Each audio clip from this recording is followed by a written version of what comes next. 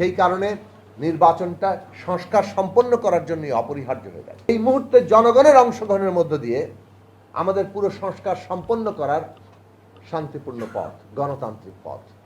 সেই কারণে নির্বাচনটা সংস্কার সম্পন্ন করার জন্য অপরিহার্য হয়ে গেছে। এবং এই যে আমাদের ভিন্ন মত, কারণ একক কোনো দল পুরো অভ্যুত্থানের নেতৃত্ব দিয়ে তার উপর পূর্ণ কর্তৃত্ব প্রতিষ্ঠা করতে পারে না, এটা বাস্তবতা। এটা একটা কালেকটিভ সামষ্টিক সংগ্রাম ছিল এবং এখানে সকল পক্ষের যেহেতু অংশগ্রহণ ছিল, সবার মধ্যে ন্যূনতম ঐক্যমত্যের ভিত্তিতে আগামী দেশ চলতে হবে এবং সবার ন্যূনতম ঐক্যমত্যের মধ্যে আমাদের জাতীয় সনদ তৈরি হয়েছে, আর ভিন্নমত যেটা আছে তার মীমাংসা জনগণ করবে। এই হচ্ছে পদ্ধতিগত দিক। এই পদ্ধতিগত দিক যদি আমরা ভুল করি আমরা বিপদের মধ্যে পড়ব।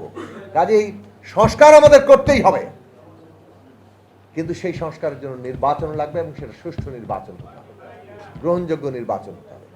এই দুইকে যা গুরুত্বের সাথে যদি আমরা উপলব্ধি করি, আমরা বাংলাদেশের ভবিষ্যৎটা ঠিক করতে পারবো।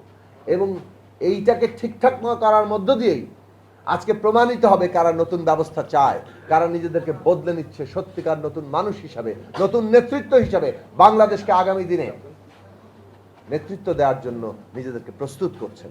এবং জনগণকেও সেই ভূমিকার জায়গায় আসতে হবে।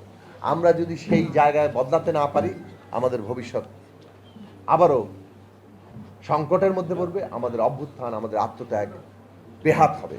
কাজেই শহীদের রক্তের প্রতি যদি আমাদের সামান্য ঋণ আমরা অনুভব করি, বাংলাদেশকে বদলানোর জন্য আমরা সবাইকে নিজে প্রস্তুত করি। আমি সংক্ষেপ করি, যেহেতু আজান দেবে, আমাদের নূর এসছে, সে কথা বলুক। নুরুল হক নূর।